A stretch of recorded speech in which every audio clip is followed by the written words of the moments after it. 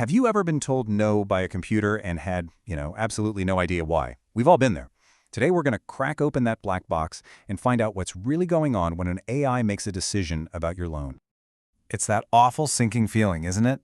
Some faceless algorithm makes this huge decision about your financial life, and you're just left hanging.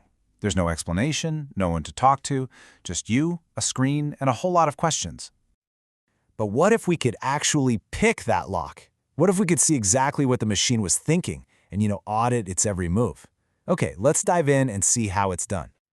So you can see why financial institutions love machine learning. I mean, it is fast, it's efficient, but that speed comes with a couple of huge risks. We're talking about the potential for unfair discrimination and just a complete lack of explainability. Is the AI just a faster way of making the wrong or even unfair decision? Now, the model we're looking at today is incredibly accurate. It correctly predicts whether or not someone meets the credit policy over 99% of the time. Sounds pretty much perfect, right? But what's really going on inside that number? And that's the million-dollar question. A model can be technically accurate while also being biased. It can be getting the right answer, but for all the wrong reasons. That's the real mystery we need to solve here. All right, so every good detective needs a toolkit, and our first tool is something called Lime. Think of it as our magnifying glass. It's designed to investigate one single decision at a time, giving us those first crucial clues. So Lime basically lets us hold a magnifying glass up to a single case file. It helps us see the key pieces of evidence and answer the question, for this one person, what specific factors pushed the decision one way or the other? Okay, let's get into the specifics. We're going to look at two real cases from the data.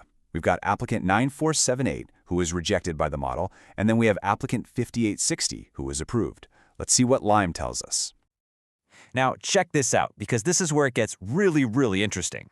For the person who was rejected, some factors were actually arguing for their approval. But at the end of the day, those positive signals were just completely outweighed by stronger factors pushing toward that rejection. It's not as simple as all good or all bad. But for the approved applicant, the evidence is way clearer. A high FICO score and no recent credit inquiries, those were powerful positive factors. So powerful, in fact, that they easily overcame the negatives, like a slightly higher debt-to-income ratio. So Lime gives us clues about individual cases, but it doesn't really show us the model's overall strategy. To get that, we need a more powerful tool. We need to zoom out. And for that, we turn to SHAP. And as the source material says, SHAP is really built for understanding that big picture. This is absolutely crucial for anyone who needs to make sure the entire system is fair and working the way it's supposed to. The way SHAPE works is pretty amazing. It doesn't just look at one case. It analyzes thousands of them all at once. It uses some pretty advanced game theory-based math to reveal the model's core logic, its master plan, if you will. And here it is. This is the model's secret playbook. Across all applicants, the FICO score is, by far, the most important factor. That's number one. Right behind it are recent credit inquiries and then the revolving balance. Now we know what the AI really cares about. SHAPE can also generate these amazing visuals called force plots. It's basically a tug-of-war for each decision.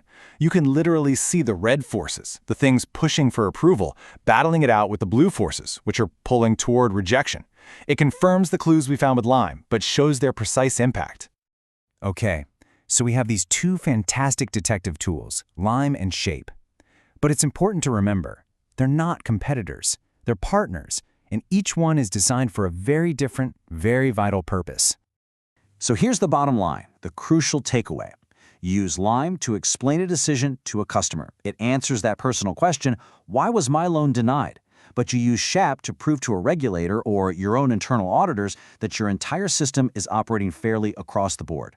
Two different tools for two different but equally important jobs.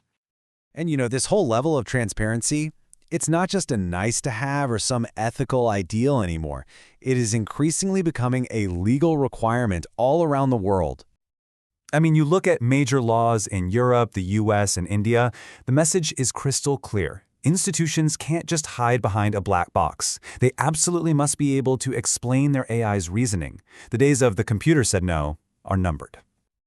So the next time you face a decision made by an algorithm, remember that the tools to demand and actually receive a clear explanation, they exist. They're out there.